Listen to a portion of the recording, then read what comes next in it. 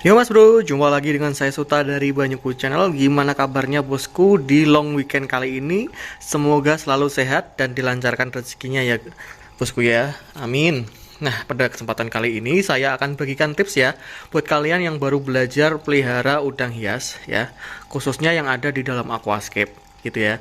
Dari kemarin kan saya sudah kasih tuh cara untuk membuat aquascape udang hias. Kalau sekarang ini saya mau kasih ke kalian itu tips supaya udang hias mau bertahan lama di dalam aquascape alias nggak gampang mati dan gampang stres gitu Mas Bro. Ini sudah saya praktekkan sendiri di dalam tank yang usianya hampir sekitar 2 bulan lebih nih ya Mas Bro ya. Nah, di tank ini itu anakan udang sudah banyak Mas Bro, meskipun warnanya pada pudar. Nih kalau kalian lihat nih, ya kan? Itu di bagian sini nih, ini ada anakan udang kecil-kecil ya Mas Bro ya. Ini terjadi karena mereka merasa nyaman di dalam tank aquascape saya. Indukannya tuh kayak gini Mas Bro ya. Ini indukannya kayak gini nih. Dan dia sering ngumpul dan ngumpet di dalam bebatuan serta di belakang ya, di belakang tanaman-tanaman itu. Nah, kira-kira 3 hal apa yang membuat mereka betah di dalam aquascape saya? Yang pertama adalah kualitas airnya ya Mas Bro ya. Lagi-lagi kualitas air itu penting banget buat yang namanya udang hias ya. Apalagi kalau misalkan kalian yang berada di kota-kota besar, itu kualitas air harus diperhatikan Mas Bro ya. Jangan sampai air pump kalian masukkan ke dalam aquascape dan kalian masuki udang hias, yang ada mereka mati kena kaporit ya Mas Bro ya. Jadi alangkah baiknya kalian beli yang namanya isi ulang galon ya.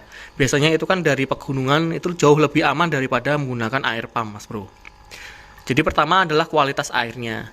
Kemudian air yang bagus itu seperti apa? Air yang memang benar-benar sudah diendapkan dan sudah mature, artinya sudah ada di dalam tank itu. Kalau saya sendiri lebih dari 1 atau 2 minggu, itu biasanya lebih aman untuk udang hias dibandingkan kalau saya baru setting langsung saya masuki udang hias. Itu biasanya akan cepat mati dan gampang stres untuk udangnya ya Mas Bro ya.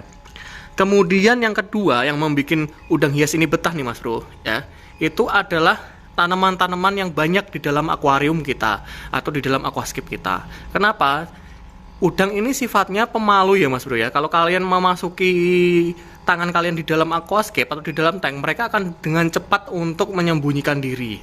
Jadi dengan hadirnya tanaman-tanaman ini, dia menjadikan lebih aman dan merasa nyaman kalau mereka tinggal dengan banyak tempat sembunyian ya. Begitu juga kalau mereka sedang akan ngelupas atau apa ya namanya ya, ini ya Mas Bro ya, bertransformasi kulitnya atau mengganti kulitnya, itu mereka akan cenderung cari tempat yang memang paling aman supaya tidak diganggu oleh makhluk lain atau fauna lain yang nantinya mereka akan gampang sekali mati Mas Bro ya. Itu yang kedua. Jadi perbanyak tanaman-tanaman lindung seperti ini ya Mas Bro ya. Kalian bisa gunakan segala macam tanaman hias yang memang bisa hidup di dalam aquascape kalian. Semakin rimbun itu semakin baik Mas Bro ya. Kemudian yang ketiga adalah adanya filter yang biasanya memberikan percikan air seperti ini Mas Bro ya. Nah seperti ini. Ini tuh udang akan lebih suka karena nanti kalau ada pertukaran gas seperti ini Mas Bro ya, gas CO2 dengan oksigen, itu mereka akan lebih bertahan lama Mas Bro. Seperti itu. Karena kalau saya lihat di dalam kolam-kolam pembudidayaan udang hias di Bogor atau di Bandung, itu biasanya mereka menggunakan air mengalir yang menimbulkan percikan itu Mas Bro ya. Itu membuat mereka lebih apa ya namanya, lebih nyaman ya, lebih nyaman dan lebih enak tinggal di dalam aquascape-nya.